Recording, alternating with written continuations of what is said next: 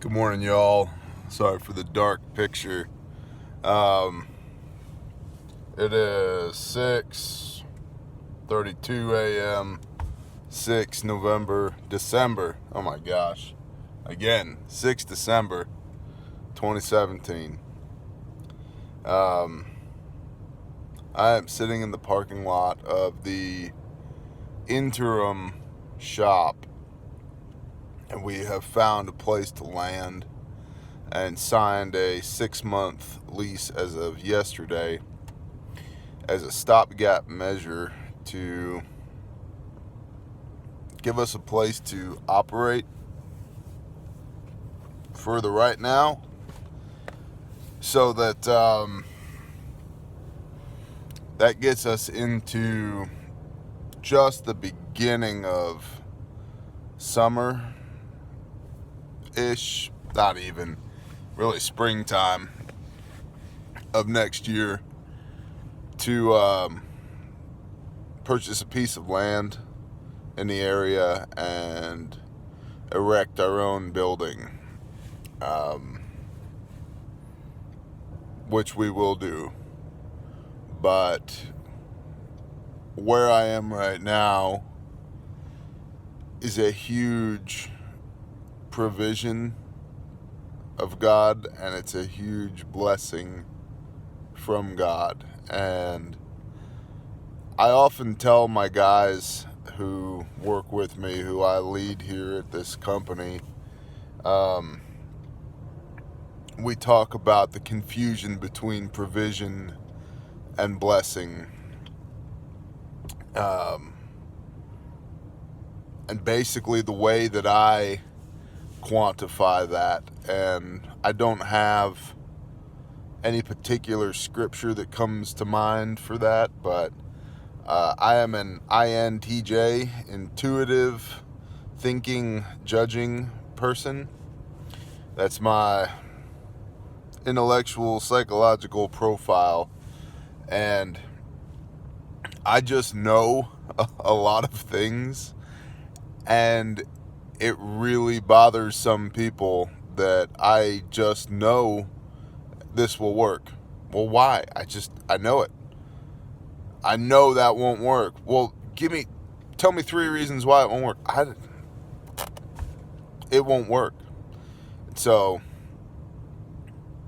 I know in here the difference between provision and blessing. And a provision is something that God provides to you so that you can do His work here on earth. And a blessing is something that is irreplaceable. My children are blessings. My wife is a blessing. My friends are blessings, right? When this truck I'm sitting in is a provision, it is provided to me through the company that I work for. And it allows me to do work for them, and it allows me to play my small part on the 7 billion piece chessboard to hopefully do the will of the Father daily. Provisions can be blessings. There is some overlap there. But anyway, this blessing and this provision, this shop that we're sitting at, I got off on a tangent there, and I apologize. It is about the same size as the shop that we were in. And it has office space, and it has a restroom and a break room and all of the nice things. And it's amazing. A week ago, our building burned down. And the owner of this company, the first thing he said to me, he was the first one to find out, and I was the second one to find out. And he said, T, we're going to find out just how big God is. And with no negative connotation, not a shred of doubt in his mind, he was almost excited to see what God was going to do with this. There's still smoke pouring out of the building. And he's standing there telling me, it's going to be okay. It's going to be better than okay. I can't wait to see what God does with this opportunity.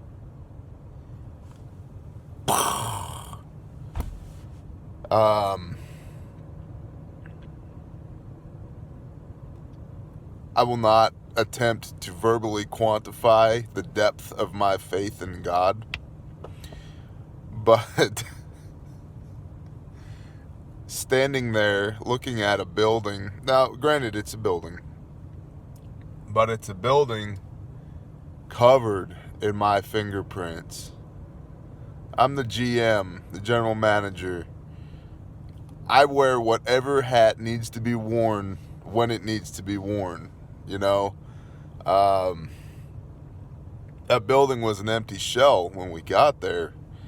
I framed out the offices, did all of the electrical, from the power pole in, you know, the feeder wires, the external disconnect, the 3-phase meter base, 3-phase main panel, single phase and 3-phase sub panels, all of the conduit, all of the wire, all of the junction boxes, all of the whips, all of the lighting, all of the phase converters and transformers and 3-phase motors and single phase motors, all of it. You know, it was an empty shell that we built into something. And to see that something get destroyed that quick, it's humbling.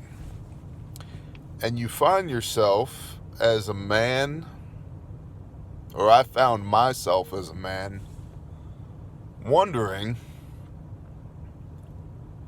how many times in my life do I have to start over from scratch? How many times am I going to get knocked down into the dirt and have to pick myself back up again? And it was really inspiring to be able to stand next to a man who is 20 years my senior, an elder and a leader and a man of deep faith, and to be able to stand next to him and just receive that peace that surpasses all understanding. Okay? And in a week, we've gone from that to literally sifting through the rubble and the ash and inventorying everything that we've lost, all the physical stuff, to this building that was an answer to prayer, that has sat vacant, ready to work. There are 2 CNCs in this building already. There's a table saw, there's dust collection, there's miter saws, there's all kinds of lumber and wood, racks upon racks of tools, sitting, waiting for somebody to occupy it. Oh, and it's 4 miles from our old shop. So sometimes God is going to blow you up. The book of Habakkuk or Habakkuk, depending on what part of the world you're from. Habakkuk finds himself up on the side of a mountain, pleading with God Why? Who is it? The Assyrians? One of y'all will know. Let me know. Why are you going to let this invading army just destroy us? And what God revealed to him was, I am going to tear you apart and strip you to nothing so that I can put you back together better than you've ever been. We have our own CNC on order. It's a CamMaster 510 CR.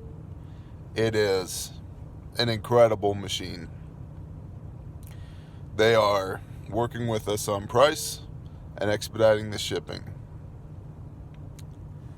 I was at the Home Depot yesterday buying lumber just to build shop fixtures with. They had heard about us. Y'all are those Vine and Branches boys. Yep. Your shop burned down. Yep. Well, why don't you go ahead and just take this, this, and this if it'll help. And they donated lumber to us and building materials. Our materials suppliers are working with us for not only terms, but pricing, and are donating materials as well. We have 2 new table saws on order, a new planer on order, a new molder shaper, a new dedicated shaper, power feeders, dust collectors. We've bought every screw gun and nail gun that 2 Home Depots have to have the tools that we need to do the work. We are blessed, and we are provided for. And the power of perspective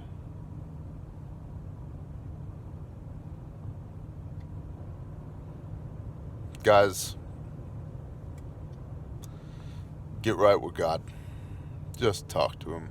If you've never talked to him before, or if it's been years, or if you were just pissed off at God, and I get it because I've been there, just start talking. I was on top of a 12-foot ladder hanging crown one evening.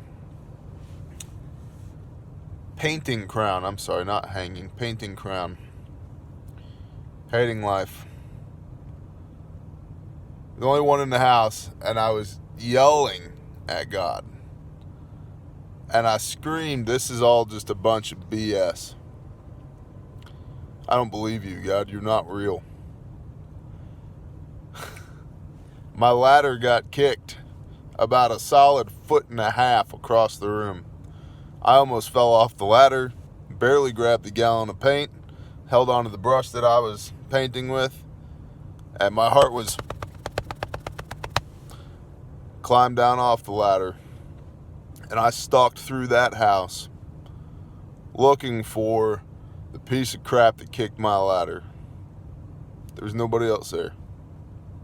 There wasn't another vehicle in the driveway. There was nobody there. It was Friday evening. Nobody works Friday evening but me unless they have to. God kicked my ladder just to remind me, hey, I'm not fake. I am real. And I've got you. Now quit your whining and get back to work. It'll work out. So with much love, I tell y'all, quit your whining and get back to work. It'll work out. Humble yourself before your Creator. He loves you. I hope you all have a wonderful day.